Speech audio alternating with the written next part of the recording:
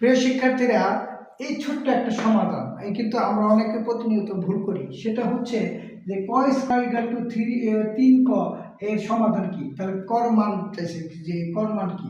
তাহলে কর মানটা আমরা কিভাবে করবো? তাহলে আমরা অনেকে ভাববো এইটা যে এখানে চারটা অপশন আছে, যে 3 0 3 1 আর 3 1। তাহলে কোনটা সঠিক? আমরা নির্দ্বিধায় বলে দেব যে এই ক, এখানে দুইটা ক আছে আর এখানে ক আছে, তাহলে এই ক কাটা গেল, তাহলে হলো একটা ক, তাহলে ক ইকুয়াল টু 3। কিন্তু এটা ভুল। এটা অনেকে তোমরা দেবা এটা কিন্তু ভুল হলো। কেন হলো ভুল? আমরা এখানে কি, এটা একটা দ্বিঘাত সমীকরণ। তাহলে দ্বিঘাত সমীকরণ কি? ক স্কয়ার ইকুয়াল টু কি 3 ক আছে, তাহলে 3 ক। তাহলে এখানে দ্বিঘাত সমীকরণ কি করতে হবে? এই 3 কটা এই সাইডে আনতে হবে। ক স্কয়ার মাইনাস 3 ক ইকুয়াল টু কি 0।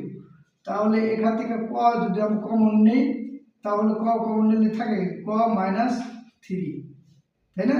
ইকুয়াল টু কি 0। বা এখন দুইটা সংখ্যা হইলো, তাহলে ক ইকুয়াল টু 0 অথবা ক মাইনাস 3 ইকুয়াল টু 0। তাহলে কি হয়?